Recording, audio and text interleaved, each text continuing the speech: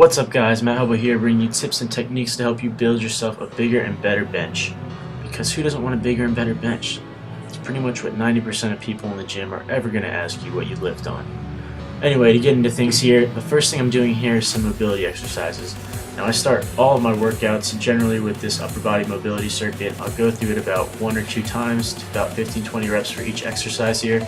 It generally consists of these band pull parts that you see here. And in a little bit it's going to go to something else, right about now.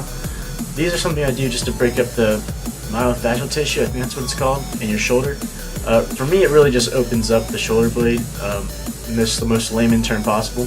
It opens up my shoulder, so I just go through about that 10 or 15 times, kind of turning my wrists outward as I go up, and it really seems to get in there and loosen up my shoulders. The next movement in the circuit here is basically to help fire off your lats and activate the triceps a little bit. So what this does is basically starts firing your lats off so that when you go to the bench, you're incorporating your lats a little bit more into the movement.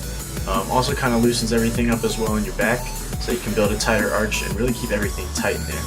I also will superset this with a set of base pulls, also to just open up the shoulders, really get everything loose and ready to go so that you can do some heavy pressing without getting yourself hurt. Because if you get yourself hurt, you're not going to be able to bench, and if you can't bench, you're not going to get better at bench. So it kind of just makes common sense to do a warm-up.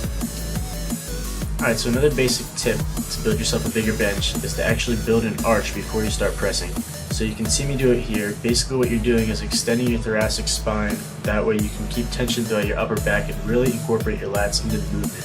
What this also does is locks your hip into the ground once again to also provide more tension throughout the movement and also allow you to breathe in a more powerful way, and it essentially puts you in a more advantageous position to press. Alright, so this next movement is for those of you guys who have a lot of issues getting the bar off of your chest. This is called pause bench, and what it allows you to do is really control the bar down to your chest, pause for a second, and then explode up. This really works on the power off of your chest and allows you to bust those plateaus where maybe you would have been able to lock out the weight, but you just can't necessarily get it off of your chest for the time being. If you incorporate these, I promise you'll get stronger off your chest, and it'll really help you with the explosiveness. Now this technique here is for those of you who do the exact opposite and basically have problems with your lockout. This is very similar to board presses or rack presses or floor presses. Basically you're working from the midway point, doing a pause there and then exploding up to basically work through the lockout and really strengthen the triceps. Something that I can't stress enough is keeping the tension throughout the movement. You built that initial tension with the arch and you want to preserve it throughout the movement by controlling the weight down and really just focusing on keeping everything tight, including your wrists. You really want to squeeze the bar as hard as you can to incorporate and activate the triceps as much as possible. Alright, so what you see me doing here now is a neutral grip press. I really like these because they really focus on the triceps, and as most of you know, the triceps are a big key player in how much weight you can push on the bench. So you can generally do these at any commercial gym just with the dumbbells like this, but if your gym happens to have a football bar or something like that, that's really great too, and I would recommend using that over just regular dumbbells like this.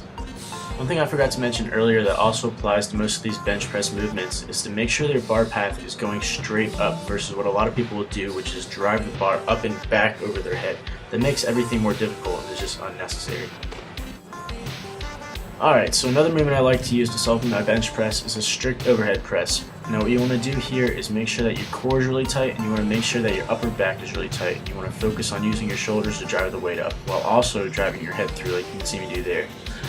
It's strict because you're not bouncing around, so you're not using your knees to push the weight up, but what you can do is use your hips to initially drive through and help press the weight up. So that's pretty much all I have for right now, guys. Obviously there's a lot more techniques and movements that you can use to improve your bench press, but these are just some of the generic ones that are really good to incorporate into your training if you're not already doing so. Hopefully it's been informative and you guys all take something away from it.